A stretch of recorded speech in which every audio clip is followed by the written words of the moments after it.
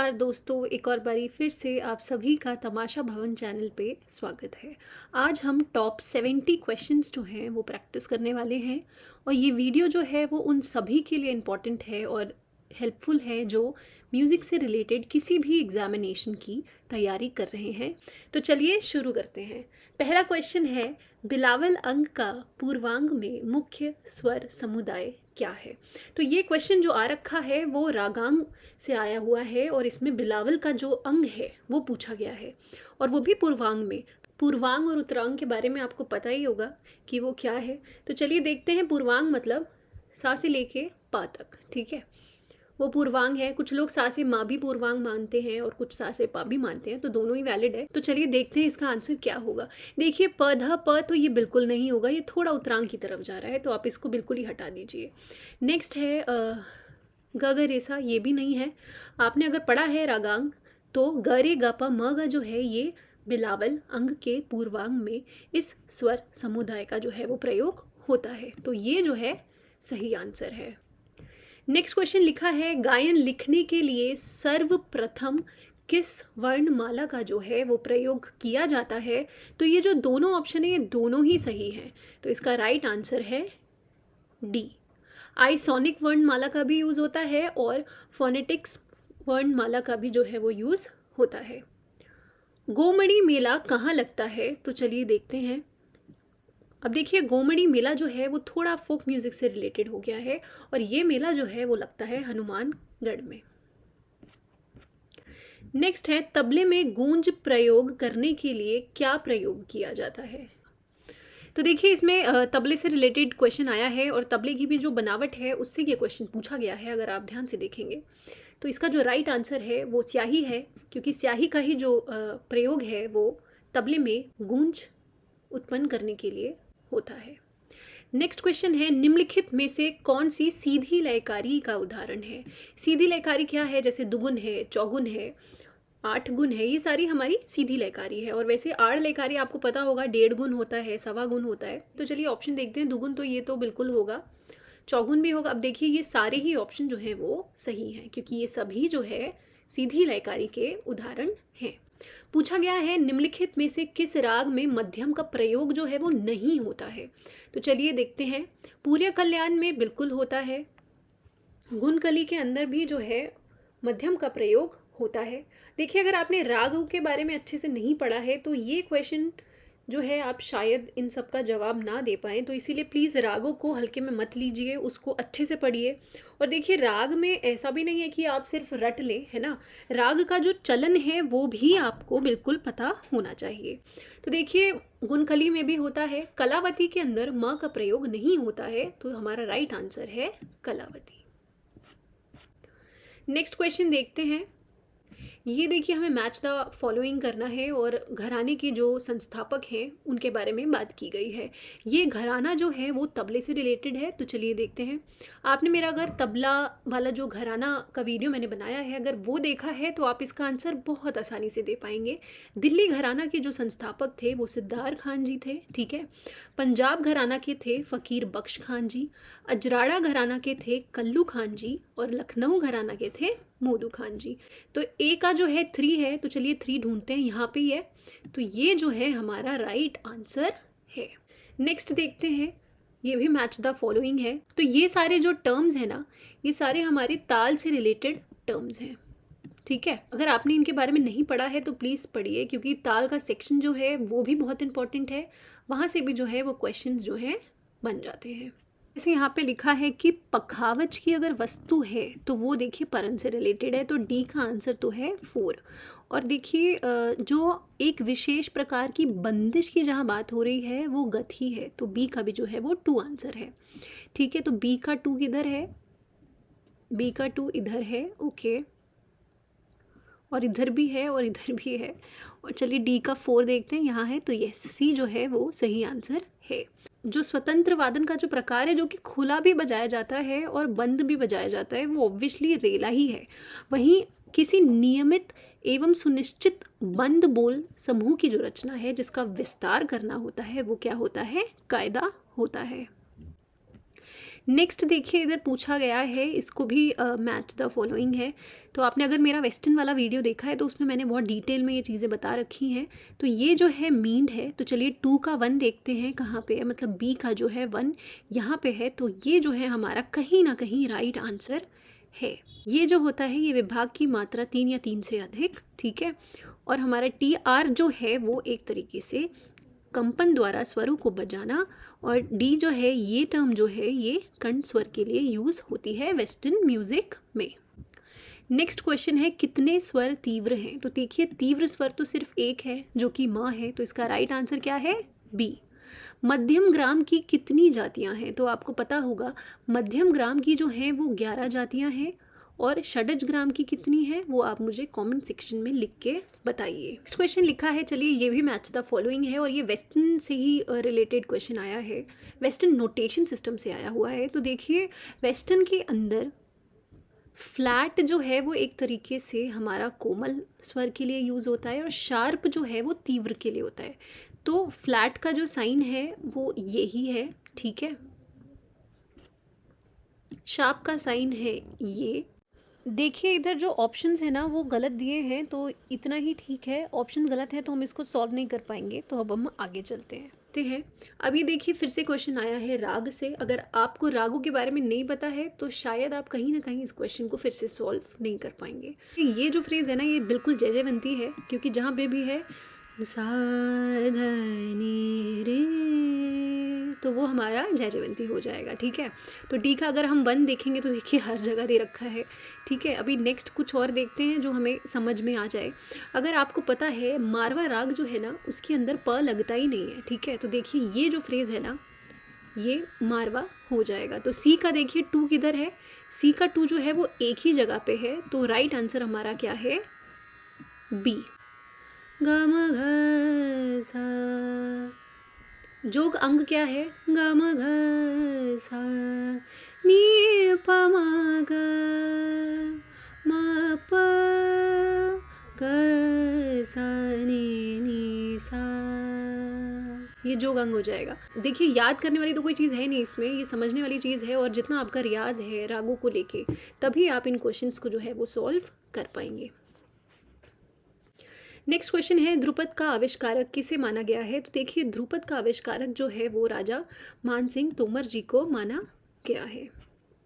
Next question देखिए ये पूर्वांग और उत्तरांग से थोड़ा मतलब क्वेश्चन बना हुआ है। तो देखिए पूर्वांग वादी राग क्या होते हैं जिसका वादी स्वर जो है ना वो सप्तक के पूर्वांग में होता है। तो देखिए ए का जो है वो 4 है, तो उस हिसाब से हमने आंसर में ए और सी को हटा दिया है, ठीक है, जैसा आप स्क्रीन पे देख सकते हैं। और देखिए पूर्वांगवादी जो राग होते हैं ना, मतलब जो पूर्व भाग हो गया है, तो उस हिसाब से वो दिन के 12 बजे से रात्रि के 12 बजे तक गाए जाते हैं, उनका जो समय ऐसा माना जाता है। तो बी का जो है वो हमारा 3 हो जाएगा। उत्तरांगवादी होता है मतलब वादी स्वर जो है वो सप्तक के उत्तरांग में होगा, और उत्तर भाग क्या होता है, मतलब रात्रि 12 बजे से दिन के 12 बजे तक, ठीक है। अगर देखिए आपको पूर्वांग और उत्तरांग याद करने में प्रॉब्लम होती है तो आप ऐसे याद रखिए कि उत्तरांग मतलब ऊंचा, ठीक है, मतलब ऊपर है ना, प से ऊपर, मतलब प ध नी और तार षडज वाला सा। तो आप इतना ध्यान रखो कि आपका गला जो है ना वो रात को चलता है ना। आप मानते हो कि नहीं, दिन में तो आप सो के उठते हो या सुबह सो के उठते हो, तो उस हिसाब से क्या होता है गला थोड़ा मतलब वार्म अप नहीं हुआ होता है, पर शाम होते होते होते क्या होता है गला खुल जाता है। तो आप ऐसे याद रख सकते हो टाइम, अगर आपको याद रखना है तो उत्तरांग मतलब ऊपर स्वर, और ऊपर मतलब अच्छे से कैसे गाएंगे, तब गाएंगे रात में गा लेंगे। तो उत्तरांग जो हो जाएगा वो रात के 12 बजे से दिन के 12 बजे तक हो जाएगा, और पूर्वांग क्या हो जाएगा, दिन के 12 बजे से रात्रि के 12 बजे तक हो जाएगा। नेक्स्ट है सही क्रम को चुनिए। अब देखिए ये प्रबंध के जो हमारे धातु हैं उससे रिलेटेड क्वेश्चन आया है। अगर आप शास्त्र में देखेंगे और अगर ग्रंथ जो है वो उठा के पढ़ेंगे तो आपको समझ में आएगा कि जो पहला प्रबंध का जो धातु है वो उद्ग्रह है, ठीक है। दूसरा क्या है, दूसरा मेलापाक है, ना कि ध्रुव है, ठीक है। तीसरा जो है वो ध्रुव है, क्योंकि मेलापाक क्या करता है, इन दोनों को पहले और तीसरे को जो है वो कनेक्ट करता है, तो बीच में है ये, ठीक है। किसके बीच में, उद्ग्रह के और ध्रुव के। तो इसीलिए जो राइट सीक्वेंस होगा वो ये होगा। तो पहला होगा उद्ग्रह, मेलापाक दूसरा होगा, तीसरा होगा ध्रुव और चौथा होगा आभोग। ये हम प्रबंध के 4 धातु के बारे में बात कर रहे हैं। और देखिए धातु के बारे में बात कर रहे हैं तो उसका जो सही क्रम है वो हमें पता होना चाहिए। तो इसीलिए सीक्वेंस जो है आप उसको हल्के में मत लीजिए और सीक्वेंस जो है सही सीक्वेंस के हिसाब से आप उसको याद रखिए। नेक्स्ट क्वेश्चन है षडजग्राम का सही श्रुति स्वर विभाजन क्या है? तो चलिए देखते हैं। 4 3 2 4 4 ये तो बिल्कुल नहीं है। 4 3 2 4 4 3 2 जी, ये जो है हमारा षडजग्राम का सही श्रुति स्वर विभाजन है। तो देखिए ये क्वेश्चन जो आया है ये हमारा कर्नाटक संगीत के अंदर मतलब दक्षिण संगीत के अंदर जो ताल प्रयोग होते हैं ये उधर से ये क्वेश्चन आया हुआ है। इसके ऊपर भी मैं बहुत जल्द वीडियो बनाऊंगी। तो इसमें देखिए टोटल जो है 7 तालें प्रमुख होती हैं दक्षिण संगीत में। तो अगर आपने वो 7 तालों के बारे में नहीं पढ़ा है तो प्लीज़ पढ़िए। इनके पर्टिकुलर चिन्ह भी होते हैं, ठीक है, वो चिन्ह भी आपको पता होना चाहिए और मात्रा तो पता होनी ही चाहिए। और देखिए जातियों का भी इसमें दक्षिण संगीत में थोड़ा सिस्टम होता है तो वो भी आपको पता होना चाहिए, क्योंकि जातियों की मात्रा के हिसाब से ही जो है वो ताल की मात्रा जो है वो बदलती रहती है। मैं इसके ऊपर जल्द वीडियो लेके आऊँगी तो और अच्छे से आपको समझाऊँगी। तो देखिए दक्षिण संगीत के अंदर मत ताल के अंदर जो है वो 10 मात्रा होती है। तो देखिए ए का जो होगा वो 4 आंसर हो जाएगा। तो इधर देखते कहाँ है, देखिए 3 जगह है तो एलिमिनेट कर ही नहीं सकते। चलिए अब रूपक पे आते हैं। रूपक ताल के अंदर दक्षिण संगीत में 6 मात्राएं होती हैं और हमारे इंडियन में कितना मतलब हमारे उत्तर भारतीय संगीत में कितना होता है आपको पता ही होगा, 7 मात्रा की ताल होती है। तो आप कंफ्यूज मत हो जाना कि बी को 7 से मिला दो और झप ताल को जो है वो 10 से मिला दो, तो ये मत करना। तो बी का जो है वो 2 है। झप ताल जो है वो दक्षिण संगीत के अंदर 7 मात्रा का होता है। तो सी का जो है वो 1 आंसर है। तो देखिए वो इधर ही है, तो ये जो ऑप्शन है सही है हमारा। ओके। और त्रिपुट जो है वो 8 मात्रा की ताल होती है दक्षिण संगीत में। तो ये क्वेश्चन जो है वहीं से आया है। आप समझ कैसे सकते हो, क्योंकि देखो त्रिपुट ताल जो है वो उत्तर भारतीय संगीत में इस नाम से कोई ताल नहीं है। तो आप इधर से समझ जाइएगा कि इधर जो बात हो रही है वो दक्षिण संगीत के ताल की बात हो रही है, क्योंकि देखिए ये 3 तो कहीं ना कहीं है पर ये जो नाम है वो कहीं ना कहीं उत्तर भारतीय संगीत में इस ताल का नाम नहीं है। तो आपको पता होना चाहिए। अगर आपने दक्षिण संगीत के तालों के बारे में सोचिए पढ़ा ही नहीं है तो आप कितना बड़ा ब्लंडर कर रहे हैं। आप जो है ये सारा गलत मार्क करके आ जाएंगे। तो प्लीज़ इस चीज़ का आप ध्यान रखिए और दक्षिण संगीत की जितनी तालें हैं वो आप अच्छे से थोड़ा एटलीस्ट थोड़ा देख लीजिए, उनके नाम देख लीजिए और उनको पढ़ के जाइए। नेक्स्ट है उदात्त अनुदात्त स्वरित के लिए निम्नलिखित में से कौन सा सही क्रम है? देखिए स्वरित आपको पता होगा कि बीच का होता है, मध्यम होता है, तो देखिए ये जो है एकदम सही होगा। नेक्स्ट है निम्नलिखित में से कौन सही सुम्मेलित है? तो चलिए देखते हैं। 10 विध राग वर्गीकरण जी ये शारंग देव जी ने ही दिया है, तो ये जो है हमारा बिल्कुल सही है। अब देखिए नेक्स्ट ये ग्राम राग के बारे में आया है। अलग अलग ग्रंथकारों ने अलग अलग जो संख्या है ग्राम राग की वो दे रखी है। तो देखिए अगर आपको पता होगा शारंग देव का जो है ना उन्होंने 30 ग्राम राग दिए हुए हैं। तो ए का हम 4 देखते हैं कहाँ पे है, यहाँ पे भी है, यहाँ पे भी है। चलिए ठीक है, तो आप इतना समझ जाइए कि ये नहीं होगा और इवन ये भी नहीं होगा। मतंग जी ने जो है वो टोटल 32 ग्राम राग दिए हुए हैं। तो हमारा ये आंसर जो है वो बिल्कुल सही है। 7 ग्राम राग जो है वो इन्होंने दिया है और 47 ग्राम राग जो है वो नान्य देव जी ने दिया है। नेक्स्ट देखते हैं। अब ये देखिए फिर से राग से रिलेटेड क्वेश्चन आ रखा है। तो आप जानते होंगे कि कामोद अंग जो है वो मेन जो है गामा प गामा रे सा, ये जो है एक कामोद अंग है। तो ए को हम देखते हैं 3 कहाँ पे दिया है। तो देखिए यहाँ भी दिया है, यहाँ भी दिया है, तो मतलब ये नहीं होगा और ये नहीं होगा। अब देखिए सारंग अंग जो है ना उसके अंदर रेमा रे जो है बहुत बार आता है, तो उस हिसाब से ये इसका होगा। तो सी का जो आंसर है वो 1 होगा। तो ये जो है हमारा करेक्ट आंसर होगा। ओके। नेक्स्ट है दिलरुबा किस तत्व वाद्य से मिलता जुलता है? ये क्वेश्चन जो आया है वाद्य से रिलेटेड है और आपको पता होगा दिलरुबा जो है वो इसराज वाद्य से मिलता जुलता है। नेक्स्ट क्वेश्चन है पश्चिम बंगाल का प्रसिद्ध लोक नृत्य गीत क्या है? इधर पश्चिम बंगाल की बात हो रही है। लोक नृत्य गीत है वो है भटियाली। ओके। नेक्स्ट है अमीर खुसरो के समसामयिक कौन थे? अगर आपने मेरी जीवनी वाली वीडियो देखी है तो आपको पता होगा अमीर खुसरो के जो कंटेम्प्रेरी थे वो थे गोपाल नायक जी। नेक्स्ट क्वेश्चन है अद्भुत रस का स्थायी भाव क्या है? तो अद्भुत रस का जो स्थायी भाव है वो है विस्मय। ओके, मुंबई में वृंदावन गुरुकुल की स्थापना किसके द्वारा की गई है? तो ये हरिप्रसाद चौरसिया जी के द्वारा जो है मुंबई में वृंदावन गुरुकुल की स्थापना जो है वो की गई है। नेक्स्ट क्वेश्चन देखिए, ये क्वेश्चन जो आया हुआ है वो हमारा मैच द फॉलोइंग है और ये अलग अलग जो हमारे म्यूजिकल फॉर्म है उससे क्वेश्चन आया है। तो देखिए, ध्रुपद आपको पता होगा कि ध्रुपद में जो ताल बजती है वो 4 ताल होती है और सूल ताल भी होती है इनफैक्ट। तो ये जो है आप इस तरह से मिला सकते हो, ठीक है। ठुमरी जो है बहुत बारी मैंने आपको बताया है जत ताल से ये रिलेटेड है।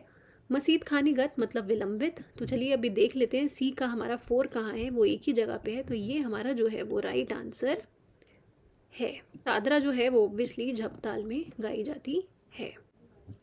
नेक्स्ट है प रे संगति किस राग में प्रयोग होती है? तो देखिए, प रे संगति जो है वो छायानट राग के अंदर होती है, क्योंकि मालकोस में देखिए प लगता ही नहीं है तो ये हटा दो।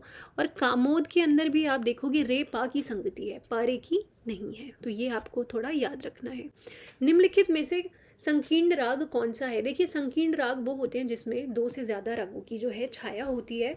तो राग पीलू जो है वो एक संकीर्ण राग है, क्योंकि भूपाली तो नहीं है ना, मारवा भी नहीं होगा और इवन मल्हार भी जो है वो नहीं होगा। हाफिज़ अली खान किन के पुत्र थे? तो ये आपको इसका आंसर पता होगा। हाफिज़ अली खान जो है वो नन्हे खान जी के पुत्र थे। और ये हाफिज़ अली खान जी का संबंध किससे है, आप मुझे कमेंट सेक्शन में लिख के ज़रूर बताइए। नेक्स्ट है कोमल स्वरों की बढ़ती हुई संख्या में रागों का सही क्रम चुनिए। अब देखिए, इधर बढ़ती हुई संख्या की बात हो रही है। सबसे एंड में वो आएगा जिसके अंदर ज़्यादा कोमल स्वरों की जो है वो संख्या होगी। तो देखिए, अलैया बिलावल में तो एक ही होता है ना। जौनपुरी के अंदर हमारे ग ध नी ये 3 स्वर होते हैं। विभास में आपको पता होगा रे और धा होता है, तो ये 2 हो जाएगा। तो ये ऑप्शन गलत है। भैरवी जो है, भैरवी के अंदर तो रे ग ध नी 4 होते हैं, तो ये नहीं होगा, क्योंकि हमें ये बताना है कि बढ़ती हुई संख्या क्या है। तो उस हिसाब से जो है वो ये आंसर होना चाहिए। देखिए, अलैया बिलावल में होता है 1, विभास में होता है 2, जौनपुरी में 3, वहीं भैरवी में 4। तो ये हमारा राइट आंसर है। नेक्स्ट क्वेश्चन है वैदिक स्वर का अंतिम स्वर क्या है? तो वो है अति स्वर। नेक्स्ट है ध्रुवा गीति का उल्लेख कौन से ग्रंथ में मिलता है? तो ये हमें नाट्य शास्त्र में मिलता है। नेक्स्ट क्वेश्चन है मनसोलास ग्रंथ में किन्नरी वीणा के कितने प्रकार का वर्णन है? तो उसके अंदर 2 प्रकार का जो है वो वर्णन है। नेक्स्ट है गर्भ का संबंध किससे है? तो देखिए, ये क्वेश्चन जो आया है भाव से रिलेटेड ये क्वेश्चन है, और गर्भ का जो संबंध है वो संचारी भाव से है। नेक्स्ट क्वेश्चन पढ़ते हैं। तो देखिए, पहला स्टेटमेंट है राग में रंजकता का होना अनिवार्य है। तो ये स्टेटमेंट बिल्कुल सही है। थाट में 5 स्वर होते हैं, ये स्टेटमेंट बिल्कुल गलत है, क्योंकि थाट के अंदर 7 स्वरों का होना जो है वो बिल्कुल अनिवार्य है। तो ये स्टेटमेंट जो है हमारा बिल्कुल ही गलत हो जाता है। तो जहाँ पे 2 है पहले तो आप उसको हटा दीजिए। नेक्स्ट है राग की मुख्य 3 जातियाँ होती हैं, बिल्कुल ये सही चीज़ है। तो 1 और 3 जो है हमारा सही है, क्योंकि इधर लिखा है आरो और अवरो का राग में होना महत्वपूर्ण नहीं है, तो ये बिल्कुल गलत बोला हुआ है। तो इसका राइट आंसर होगा 1 और 3। नेक्स्ट क्वेश्चन है चोलू केटू निम्नलिखित में से क्या माना जाएगा? तो देखिए, ये जो टर्म है ना, ये मैं आपको पहले बताती हूँ कि दक्षिण संगीत के अंदर यूज़ होती क्यों है। इस टर्म का जो यूज़ है वो दक्षिण भारतीय संगीत के अंदर अगर पखावज के बोल किसी रचना के अंदर है तो उस हिस्से को क्या बोला जाता है? चोलू केटू बोला जाता है, ठीक है। तो उस तरीके से देखा जाए इसका जो राइट आंसर है वो त्रिवट भी होगा और चतुरंग भी होगा। क्यों? क्योंकि देखिए, त्रिवट के अंदर भी पखावज के जो बोल हैं वो होते हैं, है ना, पखावज या मृदंग के बोल। वहीं चतुरंग के अंदर भी तो ये बोल होते हैं। तो ये दोनों जो है वो बिल्कुल राइट आंसर होगा। तो आपको कंफ्यूज नहीं होना है। और दूसरी चीज़ आप ये भी ध्यान रखिए, बिल्कुल एज इट इज़ जो है ना, हमारी जो गायन विधा है वो उनके गायन विधा से एकदम सेम नहीं हो सकती है, वो बस मिलती जुलती होती है। तो कहीं देखिए, जैसे पदम दक्षिण भारतीय संगीत की जो एक विधा है वो कभी कभी हमारे ठुमरी से भी मिला दी जाती है, तो कभी हमारे ध्रुपद से मिला दी जाएगी, कभी हमारे विलंबित ख्याल से मिला दी जाएगी, क्योंकि पदम जो है वो उनका नेचर, उस विधा का जो है दक्षिण संगीत में नेचर वैसा है। तो आपको हर चीज़ जो है वो एकदम एज इट इज़ जो है दक्षिण और उत्तर में सेम नहीं मिलने वाली है, तो ये चीज़ आपको ध्यान रखनी है। तो इसका जो राइट आंसर है वो त्रिवट भी है और चतुरंग भी है, ठीक है। क्योंकि सरगम के लिए जो है उसमें चित्त स्वर या जाति स्वर ऐसे एक टर्म यूज़ होता है, तो सरगम नहीं होगा। और तराना के लिए तिल्लाना जो है वो हमसे मिलता जुलता है पर एकदम सेम नहीं है, आपको ये चीज़ याद रखनी है, ओके। नेक्स्ट पूछा है कि ये कौन सा गमक माना जाएगा।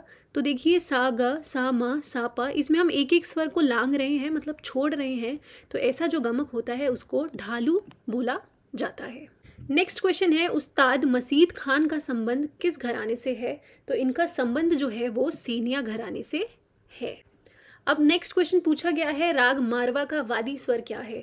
देखिए राग मारवा का वादी स्वर जो है वो गा बिल्कुल नहीं हो सकता, क्योंकि राग मारवा के अंदर गा का जो प्रयोग है वो बहुत कम होता है। अगर आप उसका प्रयोग ज़्यादा करेंगे तो वो एकदम पूरिया हो जाएगा, तो गा तो नहीं होगा। नेक्स्ट है देखिए पा भी बिल्कुल नहीं होगा, क्योंकि आपको पता है राग मारवा के अंदर पा स्वर जो है वो लगता ही नहीं है। तो जो रे स्वर है ना वो राग मारवा का वादी स्वर है, तो सी जो है वो राइट आंसर है। नेक्स्ट क्वेश्चन है जगदे कमल ग्रंथ किसके द्वारा रचित है। इसमें मतलब ये पूछा है इन्होंने कि जगदे कमल जी ने कौन सा ग्रंथ जो है वो लिखा हुआ है। तो देखिए संगीत चूड़ामणि ग्रंथ जो है वो इन्होंने लिखा है। नेक्स्ट क्वेश्चन आप देखते हैं, ये जो क्लासिफिकेशन ऑफ इंस्ट्रूमेंट है ना, वाद्यों का जो वर्गीकरण है, उससे ये क्वेश्चन पूछा गया है। देखिए आपको पता होगा पुष्कर वाद्य जो है वो अवनद्य को बोला जाता है। तो बी का 3 हम देखते हैं किधर है, देखिए यहाँ भी है और यहाँ भी है, तो ये पहले नहीं होगा और ये भी नहीं होगा। तत्ववाद्य आपको पता है कौन सा है, तंत्रीवाद। तो ए का जो है वो 2 किधर है, वो इधर है, तो सी जो है हमारा राइट आंसर है, ओके। घन श्रेणी जो है वो तालवाद के श्रेणी में आ सकती है ना, क्योंकि देखिए घनवाद में जैसे मंजीरा है वो ऑब्वियसली आप जब बजाते हो तो ताल देने के लिए ही बजाते हो ना, तो ये ताल को कहीं आप अवनत से कनेक्ट मत कर देना, ठीक है। और सुशिर आपको पता है वंशीवाद होगा। नेक्स्ट है किस कलाकार का संबंध सूरबहार वाद्य से है। तो देखिए शरण रानी जी का जो संबंध है वो तो ऑब्वियसली सरोद से है, तो इसका ये आंसर नहीं है। अन्नपूर्ण देवी जी का जो संबंध है वो सूरबहार से है। नेक्स्ट क्वेश्चन हम देखते हैं, इसमें पूछा गया है कि किस तबला वादक ने हिंदी एवं अंग्रेजी फिल्मों में अभिनेता के रूप में, मतलब एक्टर के रूप में जो है वो अभिनय किया है। तो ये तबला वादक के बारे में पूछा जा रहा है, तो वो कौन है, उस्ताद जाकिर हुसैन खान जी, जिन्होंने हिंदी और इंग्लिश मूवीज़ में एक्टर का रोल भी जो है वो प्ले किया है। नेक्स्ट क्वेश्चन है भीमसेन जोशी जी के गुरु कौन थे। तो ये बहुत ही बेसिक और बहुत रिपीटेड क्वेश्चन है। इसका राइट आंसर है सवाई गंधर्व जी। तो इनके गुरु कौन थे, सवाई गंधर्व जी थे। नेक्स्ट क्वेश्चन है गुणीजनों ने कौन से ध्रुपद वाणी को मंत्री का पद दिया है। तो देखिए आपको पता होगा गौहर बानी जो है या गोबरहार बानी जो है उसको राजा का पद मिला हुआ है, और जो डागुर बानी है उसको मंत्री का जो पद है वो मिला है। तो ए जो है हमारा राइट आंसर है। नेक्स्ट क्वेश्चन देखते हैं, ये क्वेश्चन जो आया है वो देखिए विद्यालय या केंद्र जो है वो कब स्थापित हुए, ऐसा क्वेश्चन ये आया हुआ है। तो गंधर्व महाविद्यालय आपको पता है 1901 में हुआ था। तो चलिए बी का 1 ढूंढते हैं कहाँ है। तो देखिए यहाँ है, तो हमें हमारा आंसर मिल गया है।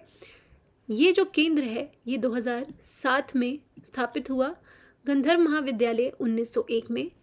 प्रयाग संगीत समिति जो है वो 1926 में, और गीत एवं नाटक प्रभाग जो है 1954 में। नेक्स्ट क्वेश्चन देखते हैं। अब देखिए सूल ताल में आपको पता है कि 10 मात्राएं होती हैं, ठीक है। तो चलिए, और झुमरा के अंदर कितनी होती है, 14 होती हैं। तो उस हिसाब से देखते हैं, ए का आंसर 4, देखिए यहाँ भी है यहाँ भी है, ये तो नहीं होगा, है ना। देखिए कवाली और धुमाली दोनों ही ताल में 8-8 मात्रा होती है, तो ये एकदम सही इधर भी है और ये इधर भी है। तो आप देखिए इसका जो आंसर होगा दोनों ही कहीं ना कहीं सही है, ठीक है। नेक्स्ट क्वेश्चन है मतंग मुनि कौन से वीणा बजाते थे। तो ये चित्रा वीणा जो है वो बजाते थे। किस घराने को किनार का बाज कहा गया है। ये तबले से रिलेटेड क्वेश्चन आया हुआ है, मतलब तबला का जो घराना है वहाँ से ये क्वेश्चन पूछा है। और दिल्ली घराना जो है तबले का, उसको किनार का बाज भी बोला गया है। नेक्स्ट क्वेश्चन देखते हैं अब, सितार के समान जिसका आकार होता है, बनावट होती है, वो क्या कहलाता है। तो आपको पता होगा वो सूरबहार कहलाता है, ठीक है। तो इसको आप मिलाते हैं इससे, तो ए का आंसर 3 इधर है और इधर है, तो ये हम हटा देते हैं, ठीक है। पूरब तथा पश्चिम के सहयोग से वाद्य निर्माण, तो वो कौन सा वाद्य है? वो है गिटार। तो बी का 1 है, तो ये हमारा जो है राइट आंसर है। मुख से फूंक कर बजाए जाने वाला वाद्य जो है वो भी देखिए सुशिर वाद्य होता है। और घोष वीणा आपको पता है एक तार वाली वीणा है, तो ये इधर मिल जाएगा। नेक्स्ट क्वेश्चन है, निम्नलिखित में से किसका संबंध विचित्र वीणा से है? तो देखते हैं। देखिए शिव कुमार शर्मा जी तो एक संतूर वादक हैं, अमजद अली खान जी सरोद वादक हैं, पंडित रविशंकर जी सितार वादक हैं, तो बचे कौन? लालमणि मिश्रा जी। और इनको उत्तर प्रदेश संगीत नाटक अकेडमी की तरफ से विचित्र वीणा के क्षेत्र में पुरस्कार से भी नवाजा गया है। नेक्स्ट क्वेश्चन है, सही युगम को चुनिए। देखिए मृदंग व उपंग एक तत्वाद्य, नहीं ये तो गलत है, पर हमें सही चुनना है, ठीक है। बांसुरी तो देखो सुशिर है, तो ये भी गलत है। खंजरी व पुंग ये सही है, ये एक अवनद वाद्य है, तो ये सी हमारा जो है राइट आंसर है। नेक्स्ट क्वेश्चन है, कौन सी भारतीय सीरीज संगीत से संबंधित है? तो बंदिश बैंडिट जो है वो एक इंडियन सिनेमा के अंदर संगीत से रिलेटेड सीरीज है, आपको पता ही होगा। नेक्स्ट है, कव्वाली का आविष्कारक किसे माना जाता है? तो अमीर खुसरो जी को जो है वो कव्वाली का आविष्कारक माना जाता है। किस ग्रंथ में राग के 13 लक्षण बताए हैं? तो आपको पता होगा शारंग देव जी ने संगीत रत्नाकर के अंदर राग के 13 लक्षण दिए हैं, पर इधर देखिए शारंग देव जी के ग्रंथ का नाम ही नहीं है। तो एक और नाम मैंने आपको बताया हुआ है, वो है महाराणा कुंभ जी। तो संगीत राज के अंदर जो है वो राग के 13 लक्षण दिए हैं, क्योंकि संगीत राज जो ग्रंथ है वो महाराणा कुंभ जी ने लिखा है। नेक्स्ट है, राग माला में शुद्ध स्वर सप्तक किसे माना गया है? तो राग माला ग्रंथ के अंदर शुद्ध स्वर सप्तक जो है वो मुखारी को माना गया है। नेक्स्ट है, गंधर्व महाविद्यालय पुणे की स्थापना किसने की है? तो देखिए पुलुस्कर जी ने तो लाहौर में एक किया था और एक मुंबई में किया था, राइट। पुणे की जो स्थापना थी वो विनायक राव पटवर्धन जी ने की थी, जो कि पुलुस्कर जी के ही शिष्य थे। प्रणव भारती में कितने अध्याय हैं? तो देखिए प्रणव भारती के अंदर 7 अध्याय हैं। और आप मुझे बताइए ये ग्रंथ किसने लिखा है? तो ये ग्रंथ जो है ओमकार नाथ ठाकुर जी के द्वारा लिखा गया है। नेक्स्ट क्वेश्चन है, नाट्य शास्त्र में मार्गी ताल की मुख्य कितनी जाति है? वो सिर्फ 2 ही बोली है, ओके। पेंटोनिक स्केल कितने स्वर सप्तक का होता है? तो ये आपको पता होगा, ये स्केल से रिलेटेड क्वेश्चन है, मतलब सप्तक से रिलेटेड क्वेश्चन है। और पेंटोनिक स्केल के अंदर जो है वो 5 स्वर होते हैं, ओके। रागों की मुख्य कितनी जातियां मानी गई हैं? तो देखिए 3 मानी गई हैं। कौन कौन सी हैं वो? ऑडव जिसके अंदर 5 स्वर होते हैं, षाडव जिसके अंदर 6 स्वर होते हैं, और संपूर्ण जिस स्वर सप्तक में 7 के 7 स्वर होते हैं, ओके। नेक्स्ट है, वर्ण के कितने प्रकार हैं? तो देखिए वर्ण के 4 प्रकार हैं, ओके। नेक्स्ट है, काकू के कितने प्रकार हैं? तो काकू के जो है वो 6 प्रकार हैं, जो शारंग देव जी ने दिए हैं। श्रृंगार रस किस स्वर का बोध करता है? तो श्रृंगार रस जो है वो पंचम स्वर का बोध करता है। अगर आपने मेरा रस वाला वीडियो नहीं देखा है तो आप वो जाके चेक कीजिए, उसमें मैंने ये चीज़ें बता रखी हैं। नेक्स्ट क्वेश्चन है, जल तरंग का सर्वप्रथम उल्लेख किस ग्रंथ में मिलता है? जल तरंग एक वाद्य है, आपको पता ही होगा, और इसका उल्लेख जो है वो संगीत परिजात के अंदर अहोबल जी ने सबसे पहले किया था। संकट मोचन महा उत्सव कहाँ आयोजित किया जाता है? तो ये उत्सव जो है वो बड़े ही जोर शोर से बनारस के अंदर आयोजित किया जाता है।